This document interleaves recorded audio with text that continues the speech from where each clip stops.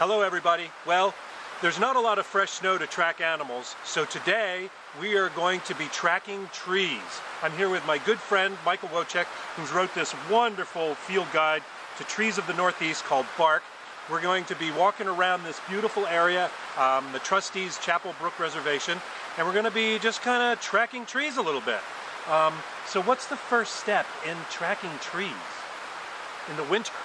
In the winter? Well, it can be challenging, but one of the first things is noticing that trees are different from each other. It's really easy to look at a forest like the one behind us and really see nothing but a blur of browns and grays and maybe some green needles on some hemlocks or some pines back there.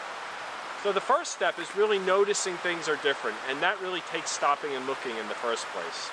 So rather than assuming that there's nothing to look at because it's winter, we can actually stop, look a little bit. It's a little cold today, but not so cold that we can't stand still for a little bit, and you'll be amazed at what you find when you stand still and look at things a little bit. We'll do some of that today, John. Great. Well, let's go take a look. Here in this small expanse, we actually have 4 trees, and if we just stand here and look, we can really start to notice that they're all quite different from each other. Let's start with this one here. Now this is a sugar maple, and one of the things I like to look at when I'm looking at bark are looking for patterns. And sugar maple happens to be one of the species that doesn't have a lot of patterns. And if we look closely at this tree, we can see that it looks kind of random, and it's a little bit hard to describe. Now getting up close, we can look at the surface of the bark and see that it actually carries kind of a crackle pattern. Think of old china that crackles apart underneath the surface.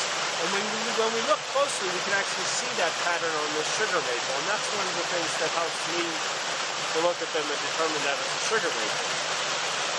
Now, relative to what's next to it, if we look at the tree next to it over here, we can see that right away we know that they're 2 different species by looking at the differences. So here, we have some smooth areas of bark. We have these peeling horizontal strips that are curling off of the surface of the trunk. And we also have these horizontal lines called lenticels that are kind of thick. They look almost like lips. If it was warm out and I had bare hands, I would be able to actually feel the texture. They actually protrude from the surface of the tree. The younger bark of this species, these are yellow birch, have this very golden, champagne-colored bark. It's actually quite striking and quite beautiful. So very different from the sugar maple that we saw previously. Now, there's another species over here that has smooth bark that really stands out. So here, this American beech maintains this smooth, relatively unbroken bark for the life of the tree if it's not diseased. We do see a lot of beech in this region that are diseased, that have rough, pockmarked bark. But on this tree, we have this smooth bark, and that is maintained for the life of the tree. It's one of the few species in this region that have that.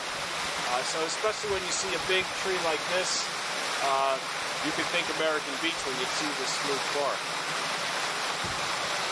So the 4th species, right in this little quadrangle of trees, again gets back to a pattern textured bark.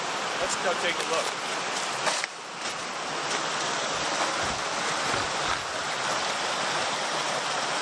So, on this ash tree, this is a white ash, you can see it has lots of ridges and furrows, and if you trace any one of these ridges as you're coming down the tree, you can see that it connects to the ridges next to it. So I call those intersecting ridges. Lots of times the furrows that are created are these elongated diamond-shaped furrows.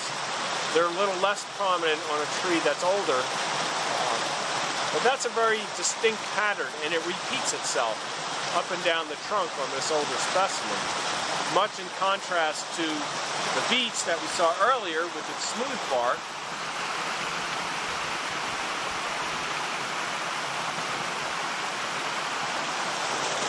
Or the yellow birch which has these dark horizontal lines, these lenticels, or these curling strips of bark peeling away from the trunk of the tree. And then we have the lack of pattern that we see in this sugar maple back here. So 4 very distinct patterns of bark in 4 different trees.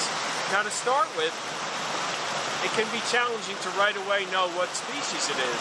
But even if you're just noticing that they're all different, that's a big thing. And it's not just this blur of browns and grays, it's actually a differentiated species, and that's the beginning to actually starting to attach a species name to some of these characteristics that you notice. So take your time and be patient, and over time, the more you start to look at bark, the more you're going to start to recognize all these differences, and you start to know what species you're looking at.